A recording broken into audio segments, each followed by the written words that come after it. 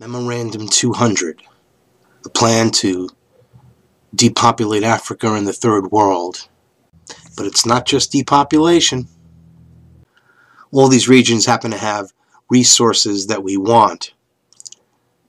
So we will deplete those resources and take them as we wish, while we depopulate the undesirables or the useless eaters. But it doesn't stop there, ladies and gentlemen. No. The eugenicist plans to depopulate the earth continue right in your own hometown. Here's just a piece of the puzzle. If you're going to curb population, it's extremely important not to have it done by the damn Yankees, but by the UN. Because the thing is, then it's not considered genocide. If the United States goes to the black man or the yellow man and says, "Slow down your reproductive rate," we're immediately suspected of having ulterior motives to keep the white man dominant in the world. If you can send in a colorful UN force, you've got much better leverage. Alan Guttmacher, president of Planned Parenthood and former vice president of the American Eugenics Society, 1970. 4 years after Guttmacher made that statement, America's National Security Council issued a report that was intended to define the United States government's official policy on controlling world population. It was called the National Security Study Memorandum 200, or NSSM 200, and it was formulated in cooperation with the United States Agency for International Development, the U.S. State Department, the Department of Defense, and the Central Intelligence Agency. Think about it. What does the Department of Defense and the CIA have to do with all this? Well, they have to coordinate efforts to maintain imbalance, cause Hegelian wars between different tribal factions while they depopulate, and gather intelligence to create more conflict. They need to coordinate it so they can get the resources while they depopulate. One of its goals was to establish a strategy for reducing the populations of third world countries so that the United States could have increased access to their natural resources, particularly minerals and metals. Among the conclusions of NSSM 200 was that no country has reduced its population growth without resorting to abortion. The authors of the report then identified 3 non-governmental agencies that would be funded to carry out the government's population control agenda in the targeted countries. One of those agencies was Planned Parenthood. One of the tactics specified in NSSM 200 was that we might withhold food aid after a disaster if the countries do not accept the American idea of birth control, and this has happened many times all over the world. One example is the Southern American country of Guyana, which was hit by a hurricane back in 1997. Now, they had turned down abortion and birth control for 12 years straight, but after the hurricane hit Guyana in 1997, the World Bank said, "We will not give you any aid unless you legalize abortion and birth control," and that's exactly what they did.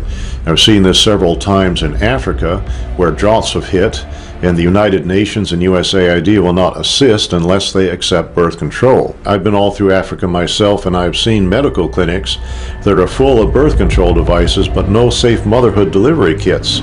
There's no anesthesia, there's not even any bandages there. There's crates and crates of birth control pills and condoms. Now, while our commitment to birth control is going up every year, our commitment to authentic economic development is dropping. So we see less clean drinking water funding, less school funding, see less medical clinic funding. Another example is Haiti. Haiti has been hit by hurricanes several times, and the United States and other countries are saturated with birth control. In Haiti now, any woman, 90% of women at least, can now get access to any kind of birth control they want to, government funded, but less than 20% of the Haitians have access to clean drinking water. Now try to imagine there being a natural catastrophe in a country like Canada or Australia or France or England. And we go in there and we say to them, "We're not going to offer you any kind of aid unless you accept our philosophy on birth control and population control." That will be outrageous. But that's our standard operating procedure when we go to a black country after a catastrophe of some kind. You cannot believe that we are going to treat people in a foreign country like this and not treat our own population of African Americans the same way. Consider what happened after Hurricane Katrina. One of the first things we did was bring in birth control and contraception. And as we all know, the hurricane disproportionately affected black families in that area. And I seriously doubt if the same kind of disaster hit a middle-class white area, the first response would be condoms and birth control. This idea that population control could be used to control a specific population was not unique to NSSM 200. For example, before the Nazis took power in Germany, abortion had been illegal except to save the life of the mother.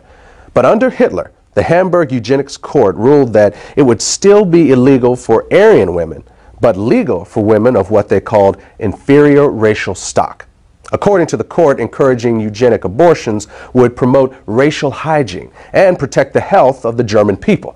This new policy eventually led to certain women being threatened with execution if they refused to abort what the Nazis called racially worthless babies. At about the same time this was going on in Germany, the government of Bermuda was blanketing the island with population control facilities and openly stating that their intent was to limit the numbers of blacks. Then in 1958, blacks in the Caribbean rebelled against a Planned Parenthood-led birth control campaign that was exclusively targeted at non-white residents, while at the same time, prosperous white residents were being encouraged to multiply. Following a similar pattern, a 1965 article in the Pittsburgh Courier newspaper reported that under apartheid, the white South African government was relying on targeted birth control as its primary weapon to reduce the number of blacks in the country. Unfortunately, we now know that the U.S. government was not immune to this sort of thing either. When 3 pro-choice researchers investigated the original motive behind the creation of the abortion pill, RU-486, what they discovered was that the scientific basis for it was actually developed in the United States during the 1960s by the National Institutes of Health at the U.S. Department of Health and Human Services. In their 1991 book, these researchers claimed to have found data showing that this agency was looking for an inexpensive and effective drug to control the populations of foreign countries that the government had classified as underdeveloped. The abortion pill was to be tested in these environments and, if successful, the plan called for it to then be introduced into Black, Hispanic, and Native American communities in the United States. In 1977, only 3 years after NSSM 200 was issued, the director of the United States Office of Population, Dr. Reimert T. Ravenholt, publicly stated that it was the U.S. government's intention to sterilize 1/4 of the world's female population. According to Ravenholt, one of the driving forces behind this campaign was the need to protect American financial and commercial interests. Ravenholt said that some foreign governments were refusing to give the United States permission to come into their country and control their population. He said that, in those cases, the plan was to be carried out by 2 private organizations with an enormous amount of financial support from the American government. When asked by a St. Louis newspaper to name the 2 organizations, he said that they were the United Nations Fund for Population Activities and Planned Parenthood. Among government officials who supported the Ravenholt philosophy of using American intervention to control the populations of foreign countries, perhaps the most powerful were Republican President Gerald Ford, Vice President Nelson Rockefeller, and Secretary of State Henry Kissinger. In the mid-1970s, while serving as foreign policy advisor to the Ford-Rockefeller administration, Kissinger personally helped Planned Parenthood set up an abortion counseling program for Vietnam refugees who were being housed at Camp Pendleton Marine Corps Base in California. This was done despite the fact that the vast majority of these refugees were known to be strongly opposed to abortion, and not one of them had ever requested abortion counseling. At the same time, Kissinger also refused to hold an abortion training program that was being conducted by the Agency for International Development, which operates under the direction of the State Department. Kissinger allowed this project to continue despite numerous complaints that it was in clear violation of U.S. law that specifically prohibited American foreign aid funds from being used for this purpose. The commitment that Ford, Rockefeller, and Kissinger had for this illegal project may have been a reaction to something Reimert Ravenholt had said a few years earlier. In 1973, he was speaking at a Planned Parenthood national conference where he told attendees that abortion may actually be the most demographically powerful way of controlling population. Ravenholt would eventually be honored by Planned Parenthood for what it called innovation and vision in the population field. Years ago, a series of USA Today articles documented that there are large multinational corporations on the New York Stock Exchange today that actually got their start in the slave trade. But when slavery ended and Africans could no longer be financially exploited, many of those same corporations began pouring millions into the eugenics movement. The people they had found so valuable as property, they had little use for as fellow citizens.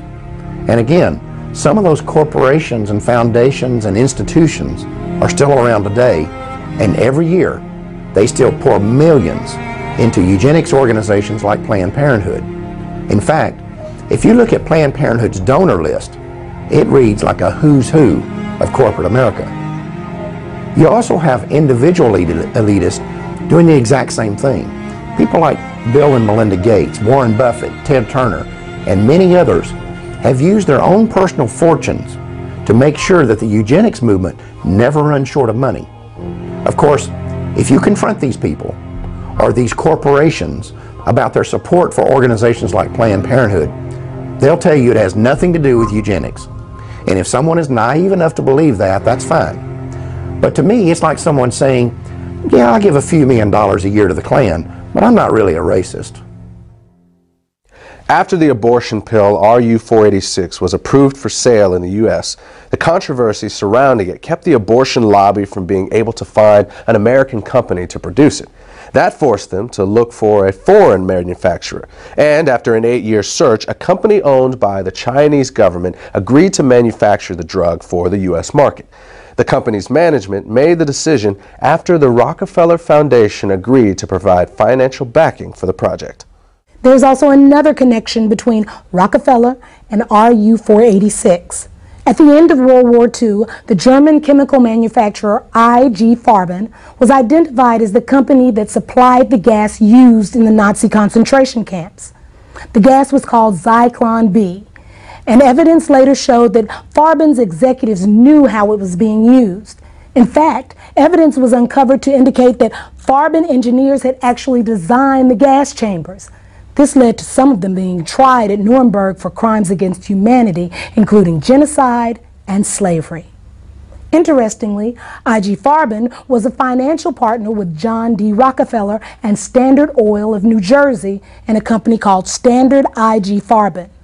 In addition, within 3 months after Hitler came to power, the publicity director of Rockefeller Foundation and personal advisor to John D. Rockefeller, a man named Ivy Ledbetter Lee, was assigned the responsibility of directing public relations for IG Farben.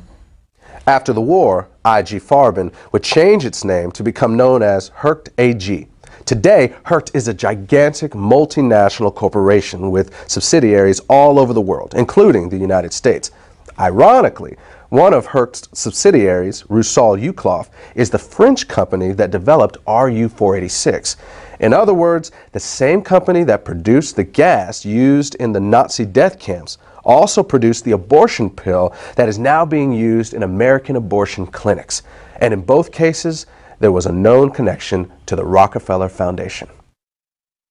Thank you for watching Truth Talk News. I'm Howard Nima.